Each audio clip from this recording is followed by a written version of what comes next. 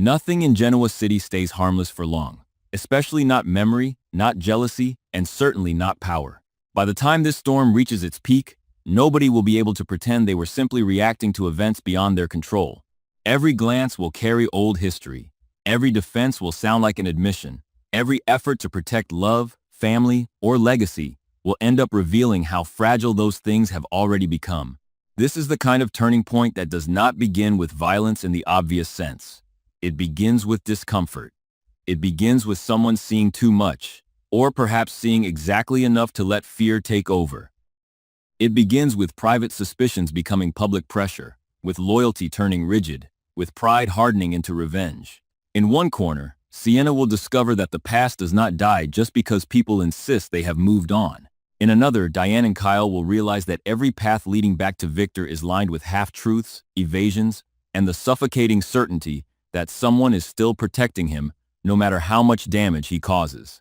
And at the center of it all stands Victor himself, a man who never makes threats for the pleasure of hearing them, but because he wants the room to understand that the threat is already becoming reality. Around him, others will be forced to decide whether they fear him more than they hate what he has done. That is where the real danger begins, because once people stop merely enduring Victor and start quietly preparing to strike back, the city changes. It becomes a battlefield where affection, marriage, blood ties, and old respect lose their softness and become strategy. Sienna walks into the worst possible moment not because what she sees is openly scandalous, but because it is intimate in a way that feels more threatening than any public betrayal. There is something uniquely cruel about stumbling upon two people sharing a softness that does not belong to the present, a softness built from a past that one of them has sworn is over. Noah and Audra do not have to cross a physical line for the emotional damage to take hold. It is enough that they seem suspended in old familiarity, enough that their faces carry the kind of recognition two people only have when they once knew how to reach each other's most reckless, most impulsive selves. For Sienna, that image is not just uncomfortable, it is destabilizing. She has likely been telling herself that Noah's history with Audra is exactly that. History, inconvenient but buried, something she can outgrow if she is patient enough and secure enough. But patience becomes a humiliating concept the second she sees that old spark flicker between them. Suddenly, every reassurance Noah ever gave her sounds incomplete. Every warning she ever had about Audra begins to feel justified. Every instinct she tried to dismiss, as insecurity starts to look like intelligence. What makes Sienna's emotional reaction so compelling is that it does not come purely from possessiveness.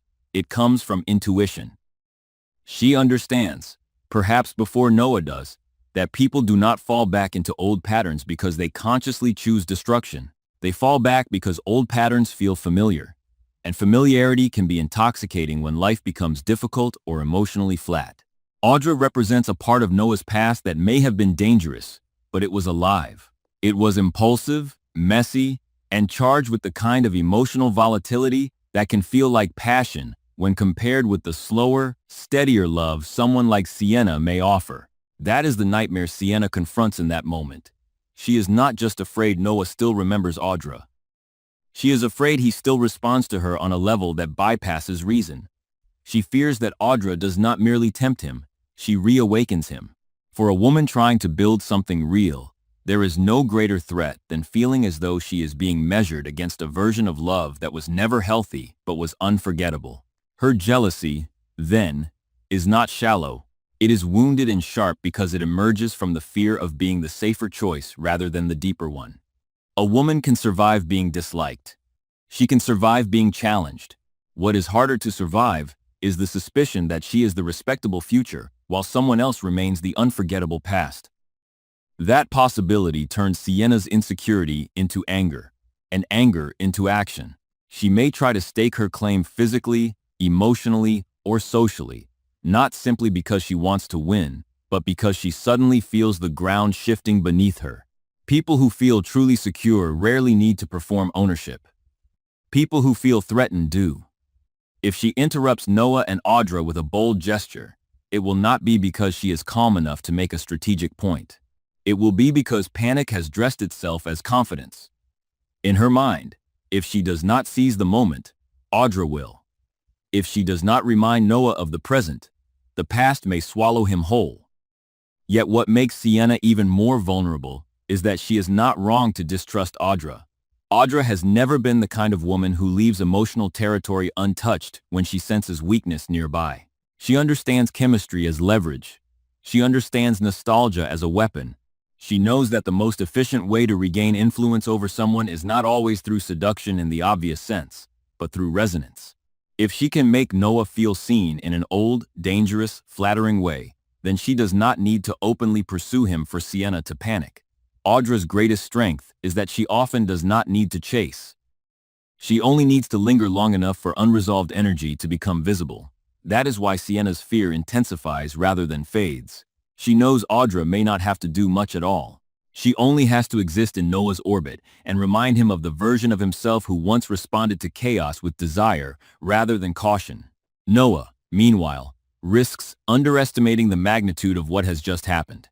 Men in his position often tell themselves that remembering the past is harmless, that nostalgia is not betrayal, that a moment of warmth towards someone once loved does not threaten the present unless action follows.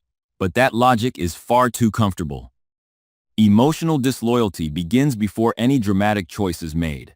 It begins when a person allows themselves to indulge the comfort of an old connection without respecting how destabilizing that indulgence can be to the person who currently trusts them. Noah may not intend to hurt Sienna, but intent has never been enough to protect a relationship from erosion. If there is still unresolved emotion in him where Audra is concerned, then that unresolved emotion becomes a silent third presence in everything he says and does afterward. Sienna will sense it. Audra will likely sense it too. And Noah, if he is honest, will be forced to confront the humiliating truth that moving on is not the same as being free. This is where the triangle becomes truly dangerous.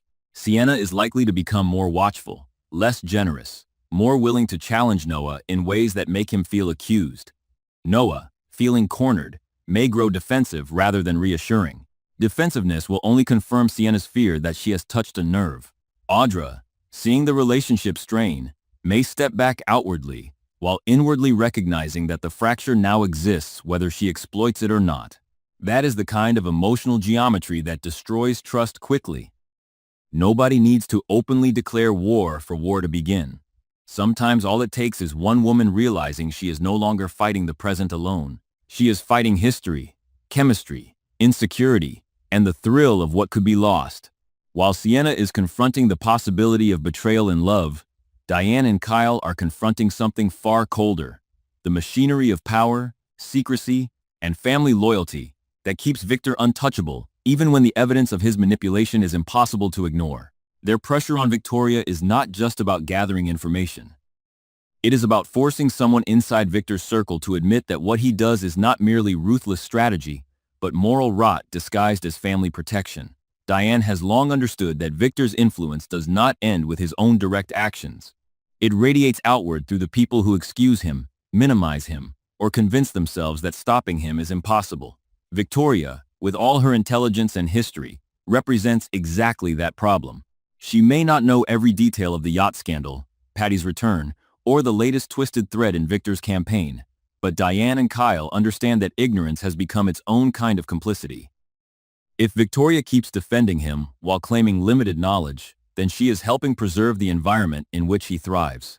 Diane's anger in these scenes would be especially potent because this is no longer about abstract resentment. It is personal. Every hidden move Victor makes threatens the Abbott family's stability, and stability is something Diane has had to fight viciously to maintain. She has spent too much time rebuilding her place, too much time earning trust she was once denied, to now sit quietly while Victor's shadow creeps over her family again. Her questioning of Victoria is therefore not polite curiosity. It is the fury of a woman who is tired of powerful people acting as if damage is inevitable and accountability is optional. Diane will not only want facts, she will want Victoria to finally admit that there is no noble reason left to keep protecting Victor. The problem is that Victoria's loyalty is rarely shaped by morality alone. It is shaped by history, by identity, by the exhausting emotional inheritance of being Victor Newman's daughter. Kyle joins this pressure with a very different energy, but one that is equally volatile. For him, Victor's schemes are not just offensive in principle. They are a direct threat to everything he has tried to believe about family loyalty and personal integrity. Kyle has watched too many older figures in his life excuse manipulation as strategy and emotional damage as collateral. There is a limit to how many times a younger generation can be told to accept the chaos created by elders who never truly pay for it. That is where Kyle's outrage comes from. He is tired of the same old cycle in which Victor strikes, Victoria shields, and everyone else is expected to adapt to the damage. His questioning of Victoria is not only about what she knows, it is about whether she is willing to choose conscience over blood. When she fails to give them the condemnation they need, Kyle's frustration deepens into something more dangerous: certainty. He begins to see the entire Newman defense structure as rotten from the inside. And once that certainty sets in, compromise becomes almost impossible. Victoria's tragedy is that she is not necessarily lying when she claims she does not know everything. The tragedy is that it no longer matters. There are moments in families like this when years of damage have exhausted the possibility of benefit of the doubt. Victoria may genuinely believe that she is maintaining order, preventing worse outcomes, or standing by a father who cannot be changed and therefore must be managed rather than abandoned. But to Diane and Kyle, that logic is moral surrender. Their pressure on her will expose not only Victor's schemes, but Victoria's own emotional imprisonment. She keeps defending him because to stop would require her to fully face the truth that loving Victor often means becoming a carrier of his damage. That is a painful revelation, one she may not be ready to accept.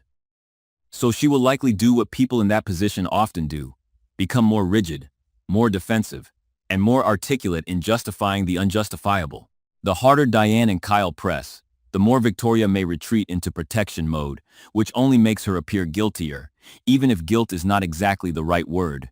And above all of them, Victor moves with the quiet menace of a man who does not need to announce war because he believes he is war. His promise of destruction is not bluster, it is policy. Whether his immediate target is Kane or whether Jack remains equally vulnerable, the essential point is the same. Victor wants everyone around him to understand that resisting him has consequences. That is how he maintains control, not merely by winning, but by making the cost of opposition feel unbearable. There is something chilling about a man who no longer sees retaliation as a last resort, but as proof of principle. Victor does not need emotional justification the way others do. He does not need to feel wounded to strike. He only needs to believe that his authority has been challenged. That makes him especially terrifying in weeks like this, when multiple people are beginning to question him at once. If he senses the walls closing in, he will not soften. He will escalate. His possible move against Kane carries one kind of threat, but his continued desire to hurt Jack carries another, more intimate cruelty. Jack is not just a rival to Victor. He is a man whose integrity, family position, and emotional life can all be targeted in different ways. Victor understands that the most effective destruction is rarely total in the obvious sense. It is selective. It goes after pressure points. It destabilizes marriages, reignites old scandals, and ensures that even if the target survives publicly, something private has been poisoned beyond easy repair. If Victor keeps Jack in his sights, it is because he knows Jack's vulnerabilities are layered. Patty's return, Diane's fears, Kyle's unrest, Nikki's anger, and the broader Abbott-Newman tensions all provide Victor with a landscape in which one smart push could trigger multiple collapses. That is why his threat matters so much now. It is not just that he may strike. It is that he knows exactly where to strike to maximize emotional damage. But Victor's greatest miscalculation this time may be Nikki. There is a difference between being angry with Victor and being ready to oppose him, and Nikki seems to be crossing that line. Her willingness to form a revenge alliance marks a profound emotional shift, because Nikki has spent so much of her life balancing rage against love, disapproval against loyalty, moral exhaustion against the strange magnetic pull Victor has always had on her. If she now begins to use her persuasion skills not to defend him but to gather information against him, that signals a deep rupture. Nikki does not move lightly when family war is involved. If she is ready to pull the full ugly truth about Patty out of Jack, it is because she has already decided that Victor's behavior can no longer be managed privately. She has crossed from frustration into action. Her alliance with Jack would be particularly explosive because it would unite two people who understand Victor's psychology from very different angles. Jack knows the rivalry, the tactics, and the public face of Victor's relentless need to dominate. Nikki knows the private cost of living beside that need, the intimate exhaustion of loving a man who treats control like oxygen. Together, they would form a dangerous combination. Jack's injured pride and protective instinct fused with Nikki's insider knowledge and sharpened disillusionment. That is the sort of alliance Victor often fails to anticipate because he assumes emotional history will keep people divided. He relies on old pain to prevent organized retaliation, but pain can also become glue. When enough people are damaged by the same source, cooperation becomes easier than pride. Jack's role in this developing alliance is especially compelling because he would not enter it from a place of pure nobility. He would enter it angry, embarrassed, and increasingly convinced that letting Victor continue unchecked would be an act of cowardice. The truth about Patty, once fully spoken, may strip away whatever emotional restraint Jack was trying to maintain. There is only so much a man can tolerate before he stops trying to be the bigger person and starts wanting payback. Victor has always relied on Jack's desire to preserve dignity, order, and family peace. But if Jack begins to feel that dignity has been weaponized against him, that every attempt to take the high road has simply invited new humiliation, then retaliation becomes emotionally seductive. Nikki will understand that and perhaps encourage it. She will not have to manipulate him much. She will only have to tell the truth plainly enough that Jack can no longer hide behind caution. This is the point where the atmosphere across Genoa City becomes especially poisonous. On the surface, these are separate conflicts, a romantic triangle, a family interrogation, a war of legacy and revenge. In reality, they are all expressions of the same deeper collapse. People are losing faith in the systems that once kept their lives coherent. Sienna is losing faith in the belief that love can overcome history. Diane and Kyle are losing faith in the idea that truth matters to those inside Victor's inner circle. Victoria is losing the ability to maintain loyalty without looking morally compromised. Nikki is losing patience with the cost of standing by a man who leaves destruction wherever he goes. Jack is losing the protective restraint that once kept him from crossing certain lines. Once that kind of collective faith breaks, everyone becomes more extreme. Small actions become loaded. Every conversation becomes a test. Every silence becomes suspicious. Sienna, for instance, may begin to behave in ways she would once have judged harshly in others. Fear has a way of rewriting self-image. A woman who thought she was above possessive games may suddenly start watching Noah's expressions, measuring the gap between his words and his instincts, resenting any softness in him that seems connected to Audra. She may become sharper, less trusting, more strategic. Perhaps she begins pressing Noah for assurances in tones that sound calm on the surface, but carry accusation underneath. Perhaps she tries to confront Audra indirectly, not with a scream, but with a cool, humiliating certainty meant to send a message. Yet the more Sienna tries to control the threat, the more obvious it becomes that the threat has already entered her relationship. That is the cruelty of jealousy. It makes a person act in ways that can push their partner away, even when the jealousy itself is justified. Audra, in contrast, may feel the dangerous thrill of being wanted without having to admit she wants the chaos that comes with it. That is what makes her so complicated. She does not need to be openly malicious to contribute to harm. She only needs to enjoy the knowledge that she still matters, that her presence can destabilize, that history still gives her access. Even if she tells herself she has no intention of taking Noah back, some part of her may still enjoy Sienna's discomfort because it confirms her enduring power. That subtle emotional vanity can be as destructive as outright scheming. And if Noah responds to Audra with hesitation instead of distance, then Audra may start believing there is more unfinished business here than even she expected. At that point, the triangle stops being about old feelings and becomes about ego, territory, and emotional hunger. Victoria, under pressure from Diane and Kyle, may also start cracking in quieter ways. A daughter can only defend her father for so long before the defense begins corroding her own sense of self. If she cannot offer answers because she truly does not know them, then her humiliation grows. If she does know more than she admits, then her guilt grows. Either way, she is cornered. And cornered people often double down not because they believe more deeply, but because retreat feels like annihilation. Victoria may tell herself that standing by Victor is strength. In truth, it may increasingly become fear. Fear of what the family becomes if Victor falls. Fear of what it says about her if she finally admits others were right. Fear of standing emotionally alone in the aftermath of rejecting the man who shaped so much of her life.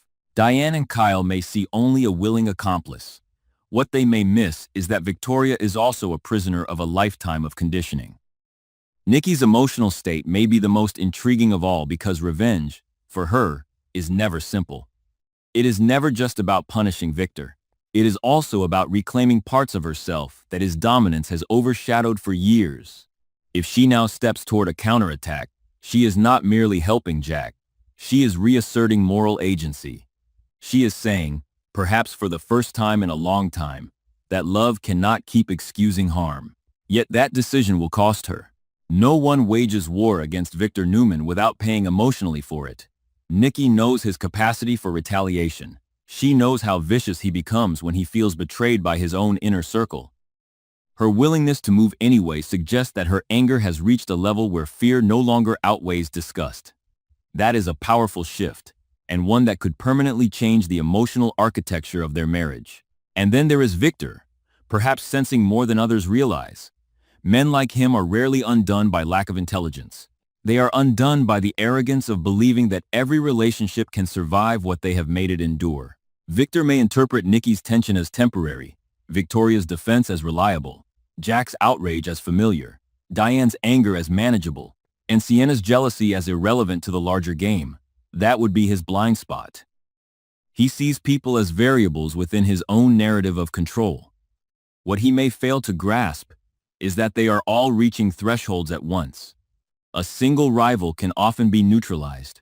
A city full of emotionally exhausted, morally offended, privately humiliated people is another matter. Even if Victor wins the immediate round, he may be seeding a deeper rebellion than he understands. By the time the week closes, the emotional landscape has shifted in a way that no one can easily undo. Sienna is no longer just a woman in love. She is a woman watching for betrayal with sharpened instincts and rising resentment. Noah is no longer secure in the belief that his past with Audra is harmless. He has been forced to confront how unfinished emotions poison the present. Audra is no longer simply a former love. She is a live threat, whether she intends to be or not. Diane and Kyle are no longer asking polite questions. They are circling closer to the conclusion that anyone who protects Victor must eventually be treated as part of the problem. Victoria is no longer just the loyal daughter. She is the face of a defense that grows uglier the longer it persists. Nikki is no longer merely frustrated. She is preparing for retaliation. Jack is no longer content to absorb the damage and keep moving. He is beginning to want justice in a form that may look dangerously close to vengeance. And Victor, ever convinced that force proves righteousness, is moving forward with the kind of destructive confidence that creates enemies faster than it destroys them. That is why this chapter feels so combustible. It is not built on one scandal or one betrayal alone. It is built on convergence. Old love converges with present fear. Family loyalty converges with moral disgust. Private humiliation converges with public retaliation. The people in this story are not just reacting to events. They are being transformed by what those events reveal about them. Sienna learns how quickly love can become insecurity. Diane learns that patience with corruption eventually starts looking like surrender. Kyle learns that respect for family means nothing when family keeps protecting damage. Victoria learns that loyalty without truth is a prison. Nikki learns that there comes a point when a woman must stop cushioning a powerful man from the consequences of his own cruelty. Jack learns that dignity has limits when the attacks never stop. And Victor, whether he sees it yet or not, is about to learn that fear can hold people in place for only so long before it turns into resolve. What makes the whole thing feel so raw is that no one is entirely innocent, yet nearly everyone is understandable. Sienna's jealousy may become ugly, but it grows from a genuine emotional wound. Noah's hesitation may be weak, but it is recognizably human. Audra's influence may be dangerous, but it comes from a complicated mix of history, pride, and unresolved chemistry. Diane's pressure may sound merciless, but she has every reason to be done with careful diplomacy. Kyle's anger may become reckless, but it rises from repeated disillusionment. Victoria's defense may be maddening, but it is born from a daughter's long captivity to a father's gravity. Nikki's revenge may threaten to blow apart what remains of her marriage, but perhaps that marriage has demanded too much silence for too long. Jack's alliance with her may bring more war, but it also reflects the reality that restraint without results eventually becomes another kind of defeat. And looming above all of it is the final bitter truth that weeks like this do not end when the credits roll. They echo. They leave residue. If Sienna lashes out too hard, Noah may begin to resent being watched even if she had every reason to watch him. If Audra steps too close, she may reignite something she cannot control. If Diane and Kyle push Victoria into a corner, she may run even deeper into Victor's camp. If Nikki and Jack move against Victor, they may succeed in wounding him only to unleash a fiercer counterstrike. That is what makes this stage of the story so powerful. Every choice is understandable, and every choice is dangerous. Nobody is moving freely. Everyone is being pushed by fear, anger, pride, love, and the unbearable exhaustion of living too long inside systems built by manipulative people. The result is not just tension, it is suffocation. It is the sense that one more secret, one more shove, one more moment of weakness could send everything over the edge. So, as the week closes, the real question is no longer whether Victor's promise of destruction is real, or whether Sienna has reason to fear Audra, or whether Diane and Kyle are right to distrust Victoria. The real question is, what happens when all of those pressures start feeding each other at once? What happens when jealousy makes people reckless, when loyalty makes people blind, when revenge starts to look righteous, and when the people who once believed they could endure anything finally decide endurance is no longer enough? That is where the danger becomes unforgettable. Not in the threat itself, but in the moment people stop merely surviving it and start deciding, each in their own damaged way, to strike back.